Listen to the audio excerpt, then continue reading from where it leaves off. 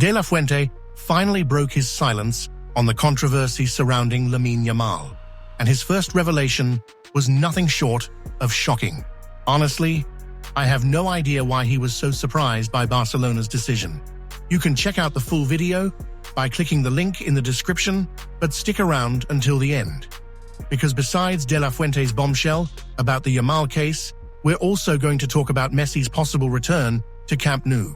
So guys, the drama between Lamine Yamal, Barcelona, and the Spanish national team just got a new chapter. It all started when the youngster was released from Spain's training camp after feeling some discomfort in his pubic area. He underwent a minor radio frequency treatment. Nothing serious, but something that does require a bit of care. So far, so good. But apparently, the Spanish Federation didn't like the way Barca handled the situation. They said they were surprised by the medical statement coming from Barcelona, and that little word alone set off alarm bells. Barca, of course, was quick to respond, saying they followed medical advice from a specialist in Belgium, acting solely in the best interest of Lamine's health. Things escalated to the point where coach Luis de la Fuente had to go public and clear the air. He explained that he called Yamal up because the kid had been playing full matches and seemed to be in perfect shape. According to him, we always put the player's health first, and that the process is simple. The player gets called up, takes medical tests, and if he's not fit, he goes back home, which is exactly what happened. I make my selections based on performance in recent matches. In this case, I called up Lamine because he played 3 full 90-minute games, which shows he was in great physical condition. We always make sure through our medical staff that the players are healthy. There's a clear protocol. If a player feels any discomfort, he comes in for exams, and if necessary, returns home. That's always been the case. We've always prioritized the player's health. De La Fuente also addressed that never-ending issue of the packed football calendar. National team on one side, clubs on the other, everyone pulling in different directions. He insisted there's no feud with Barca, saying there's mutual respect and that everyone ultimately wants the same thing: the success of the player and the national team. There's no conflict here. Each of us has our own interests, but in the end, they align. We want Barca to have a great season, and we want to qualify for the World Cup. The federation and the clubs always work together, putting player health first. There's absolutely no conflict with Barca, quite the opposite. I just ask that my decisions be respected, and there shouldn't be any issues. I spoke with the player yesterday. We talked, he went to bed, and we were aware of the situation. This morning I reassured him. He wanted to stay, but it was impossible. We said goodbye, and he said goodbye to all his teammates. Lamine was worried. He's very young. We're seeing a lot of injuries these days, not just during FIFA breaks, but in La Liga, the Champions League. Football is a high-risk sport. At the very least, they should have informed us of what they planned to do. That way, they'd have been free to handle it however they thought best for the player. Lamine's sad. He's part of the national team setup, and he's very loved here. He left really upset. He was eager to play these matches. He wants a great season with his club, but he's also got his sights set on the Finalissima and the World Cup. I know Carranca's been in contact with Deco and Barca quite a bit. We'll have to talk some more. It's not just about Lamine. There are other Barca players too. There's no bad blood. But of course, things can always be improved on both sides. I was honestly surprised to hear De La Fuente say that Lamine wanted to stay, even knowing his situation. But it makes sense. He's young, full of energy, and eager to play every single match. Still, we all know he needs to take care of himself if he wants to be at 100% every time he steps on the field. What we're seeing here is a clear lack of communication and a bit of ego between the federation and the club. Yamal is only 18, he's a raw diamond. The last thing he needs right now is to get caught in the middle of a political tug-of-war. Barcelona did the right thing by putting his health first, period. The club has a strong history of protecting its young talents, and if the medical staff decided he needed 7 to 10 days to recover, It's because they saw a real need for it. What really bothers me, though, is the Federation's attitude, that urge to mark their territory. It's as if they've forgotten that the player is a human being before he's a national symbol. And another thing, De La Fuente spoke well. He was polite, but you could tell there was a bit of a jab in there, saying Barca should have informed them earlier. It's the kind of comment that shows there's still tension behind the scenes, no matter how much they talk about mutual respect.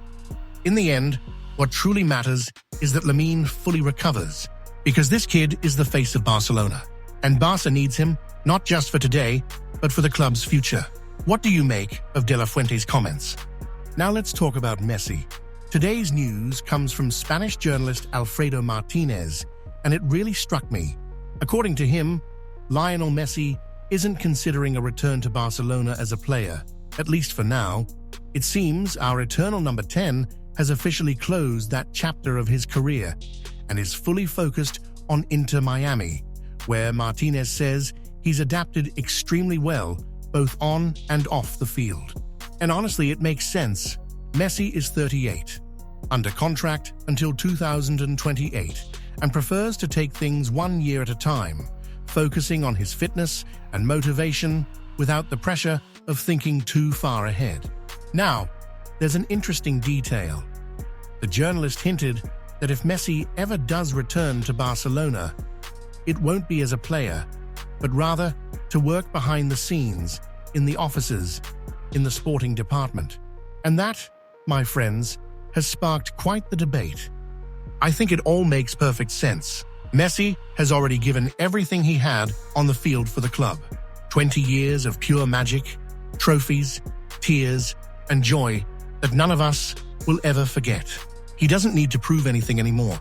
But my heart is torn, because as a fan, the dream of seeing Messi wear the Barca jersey again, even if just for one last match at Camp Nou, is something you can't control. It's too emotional. Maybe it's selfish, but I'd be thrilled if he came back on a short-term loan just to get in shape for the 2026 World Cup. And that's exactly what Galatasaray president Dursun Özbek says the club will do everything possible to make happen, signing Lionel Messi on loan after the MLS season ends. The Argentine could return to Europe to stay in peak condition for the 2026 World Cup. And why not Barcelona? In recent statements, Özbek made his intentions clear. You can't live without dreaming. Could we one day see Messi wearing the Galatasaray jersey? We've set the bar very high. Our financial situation allows us to negotiate for Messi without any problems. Galatasaray is planning a short winter loan for Lionel Messi during the MLS offseason, similar to past moves by Beckham and Donovan. The aim is to keep Messi in top form for the 2026 World Cup and boost Galatasaray's Champions League campaign. Club president Dursun Özbek highlighted the team's improved finances and ambition, saying the club can now realistically link its name with Messi. While no formal talks have started, the idea has already excited fans, who see Messi's potential arrival as a symbol of pride and ambition. Once the MLS season ends, Messi could take an extended break, opening the door for a surprising stint in Istanbul. On the other hand, imagining Messi helping Barcelona off the pitch, guiding young talent, shaping the future of the institution he loves so much. That's a beautiful thought too. It's a new chapter that, to me, has every chance of being just as important as the last. So yes, maybe his boots will never touch the Camp Nou grass again.